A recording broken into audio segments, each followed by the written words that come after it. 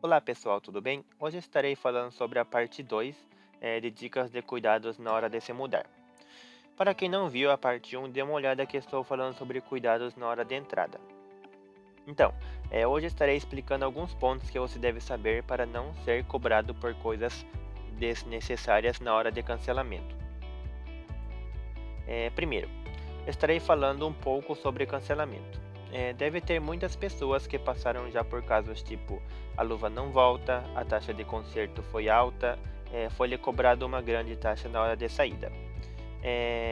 Que há muitos casos em que os corretores imobiliários e propriedades sabem as regras para os custos de restauração, mas se possuem de quem não sabe direito para ganhar em cima. Mas claro que não são todas empresas, tá bom?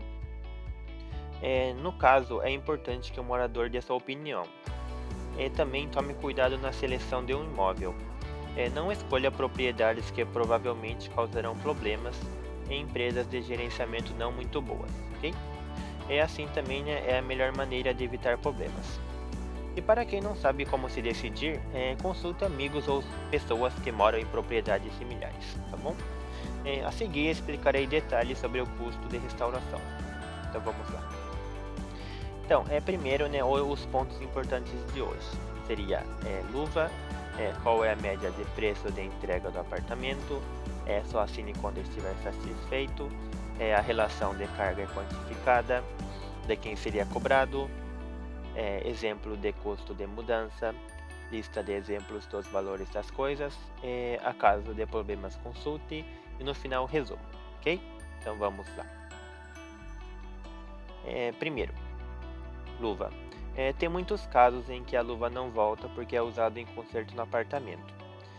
Dê uma olhada no que está sendo cobrado e veja se o valor está correto. Muitas pessoas podem estar preocupadas que após morar vai ter arranhões, mas as regras básicas do aluguel é que não há multa para pequenos arranhões e peças consumíveis que você normalmente gasta em uso normal. Essas regras foram estabelecidas pelo Ministério. Então vamos para a próxima. Segundo, média de preço de entrega do apartamento. Sobre isso, não há um número absoluto, pois o custo da limpeza varia de acordo com o tamanho do quarto que você está contratando. Algumas pessoas podem dizer que não querem pagar a taxa de limpeza, mas a maioria dos imóveis para alugar tem um contrato em que o residente é responsável pela taxa de limpeza quando se muda.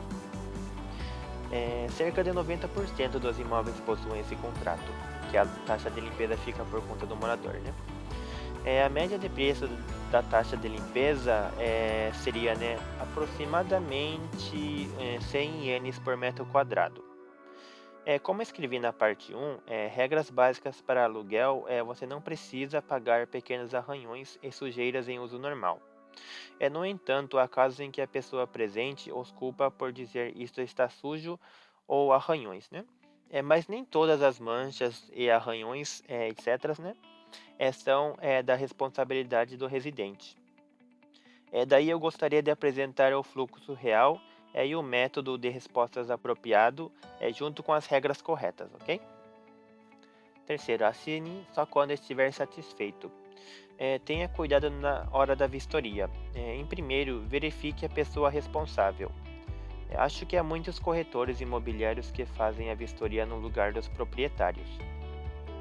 Caso não ser o proprietário, certifique-se de obter um cartão com o nome dessa pessoa. E tome cuidado se o responsável pela vistoria for um corretor de imóveis, porque existem também muitos fornecedores maus que busquem o prêmio gerado pela taxa de reforma. Vamos determinar com firmeza se é uma reforma que é realmente necessária e se ela tem o consentimento do proprietário. Após a verificação da vistoria, você será solicitado a assinar no local. Se você não concordar e achar algo estranho, você não precisa assinar. Tenho certeza de que você será ameaçado dizendo se você não assinar, não poderá cancelar e terá que pagar o aluguel. Mas isso é um outro assunto. Se você trouxe suas bagagens adequadamente e abrir mão do espaço, entregando a chave e tudo, né, o cancelamento é concluído. Vamos pensar em entrega do apartamento e custo de cancelamento do apartamento separadamente, tá bom? Se você não está convencido, não assine. Essa parte é muito importante. Lembre-se, né? Número 4. A relação de carga é quantificada. Até onde você deve cobrir? Esta é a linha mais difícil. Um caso semelhante seria um acidente de trânsito. Para quem não sabe, em caso de um acidente de trânsito, tem regras já para cada caso. Exemplo, um carro que não para na faixa de pare e você acaba batendo nele, esse caso dá de pensar que é 100% a pessoa que furou a faixa que está errado. Mas infelizmente não. Nesse caso, a porcentagem de erro de você pode ir de 10% a 50% mais ou menos. Parece ser muito injusto, mas assim são as regras no Japão. Essas ordenanças também existem sobre a locação de imóveis. Ao se mudar, a regra básica do aluguel é devolvê-lo da mesma forma que estava antes de se mudar. Isso é chamado de restauração. Existem regras que determinam a localização e a proporção de cargas dessa restauração.